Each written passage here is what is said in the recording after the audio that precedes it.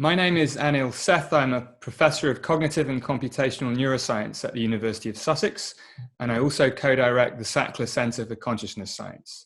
My main research interest for 15, 20 years now has been to understand the brain basis of consciousness. How is it that this lump of stuff inside your skull is able to generate conscious experience, the experience of waking up and seeing a world around you, the experience of being a person within that world? This is one of the oldest questions in philosophy and neuroscience and science generally, the relation between matter and mind.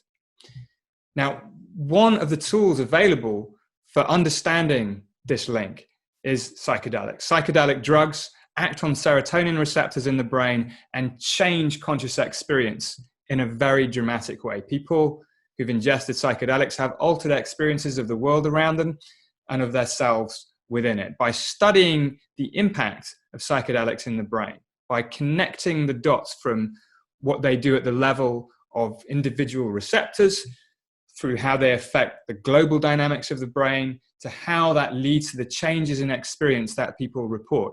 That'll help us to understand in general how mind and brain relate.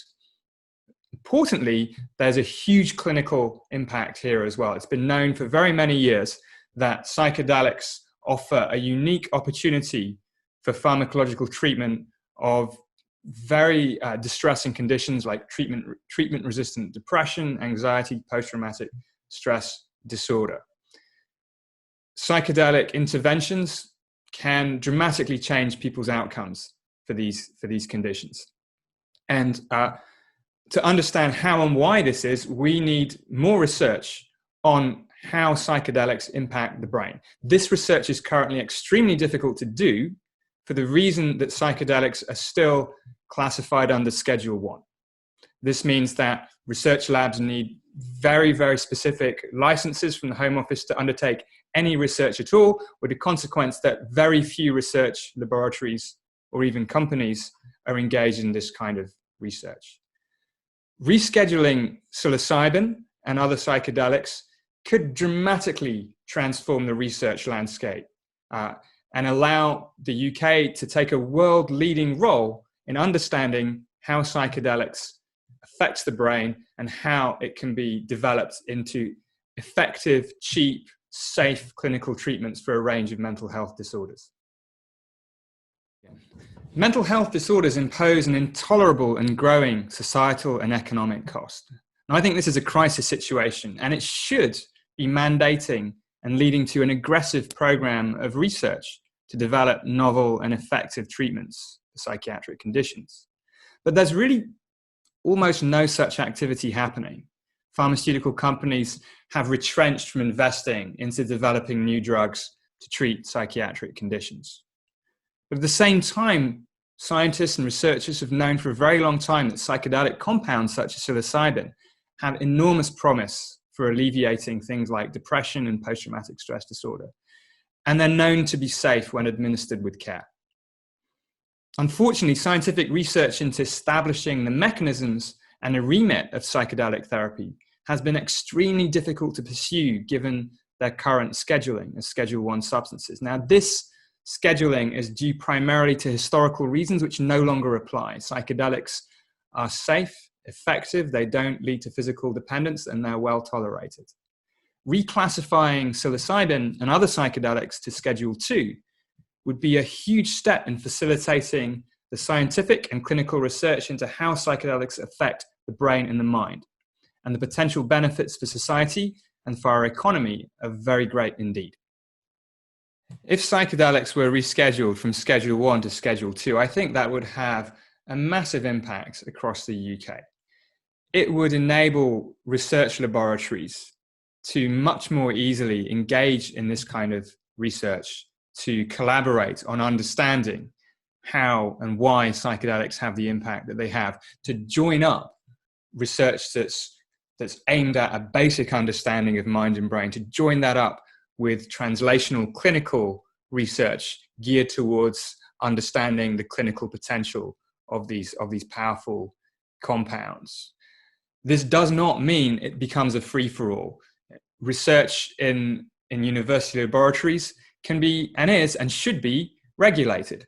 So, but rescheduling makes regulated research possible, and that's precisely what we need.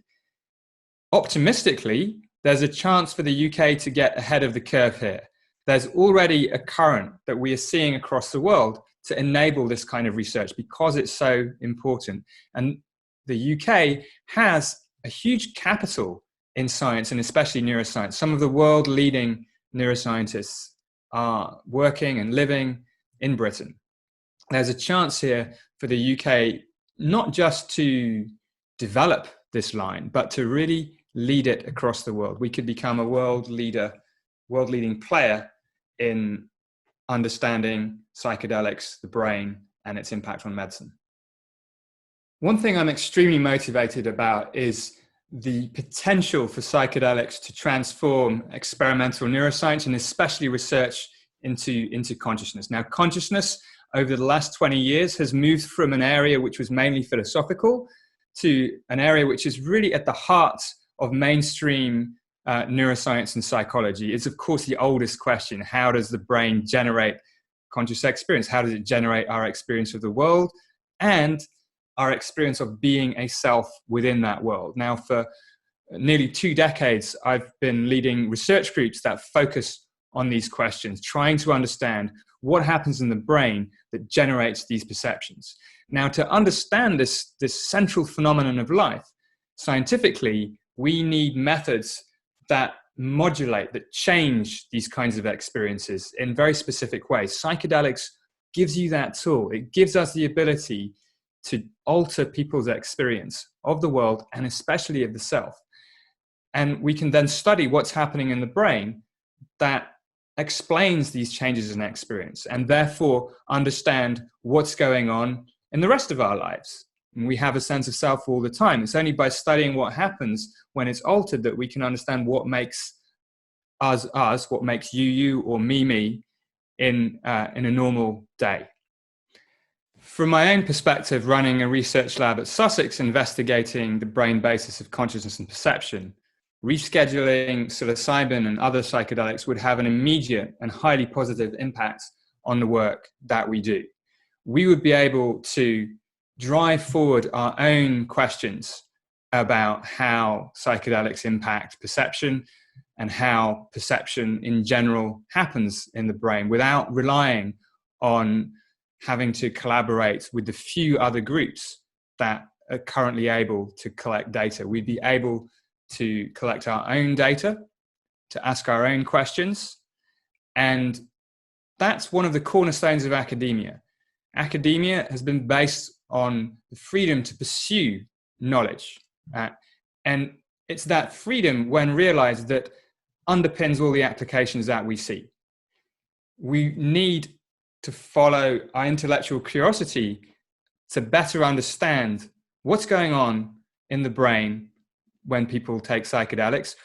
This will help us understand very basic phenomena about perception of the world, perception of the self, how these things come about at all. To be able to pursue that within my own research group in ways that drive forward the questions that have motivated me now for 15 years would be transformational. And I'm sure it would be transformational for many other research groups as well. The area of drug policy I'd like to see reformed is the classification of psilocybin and other psychedelics. Currently, these drugs are classified as Class A and come under Schedule 1. This makes them very, very difficult to use in research and to test for clinical impact. The reason these drugs have this classification, to me, seems largely historical. About 50 years ago, now there was a reaction against psychedelics. People considered them to be very harmful. Evidence that's accrued since has told an opposite story. Psilocybin and other psychedelics are widely understood by a vast consensus of scientists to not generate any kind of physical dependence, to be well tolerated by the vast majority of people, to be non-toxic, and to really therefore not be unsafe or have a great potential for harm. Nothing warrants their classification as Class A or Schedule 1. If they were rescheduled as Schedule 2 with restrictions that limited their use into research, that would have a dramatic impact in the UK, allowing a number of research labs, such as my own, to engage in research to understand how psychedelics affect the brain and how that understanding and use that understanding to develop effective, safe, and cheap treatments for a range of psychiatric conditions. I'd like to ask the government to take this opportunity very seriously. I think we stand at a unique point in time here where there is momentum for opening up research into psychedelics more generally. Neuroscience itself stands at a point where we can integrate research into psychedelics much more easily with our emerging understanding of how the brain works in general. And in doing so, we stand to make a real transformative impact in psychiatry. Currently, psychiatric medicine mainly treats just the symptoms. It really needs to get at the causes. In psychiatry, we currently have the equivalent of taking aspirin, whereas what we really need are things like antibiotics. We need to fix the causes, not the symptoms, and psychedelics gets at the causes. If we reschedule psychedelics now, then research can happen very rapidly because we already know enough to make progress quickly. And to make progress quickly is meaningful not only for our scientific understanding of the mind and the brain, but it will be meaningful to a vast number of people who are suffering from depression, from anxiety, from PTSD, for whom traditional psychiatric approaches just are not sufficient. And I think we owe them to explore and exploit these new avenues.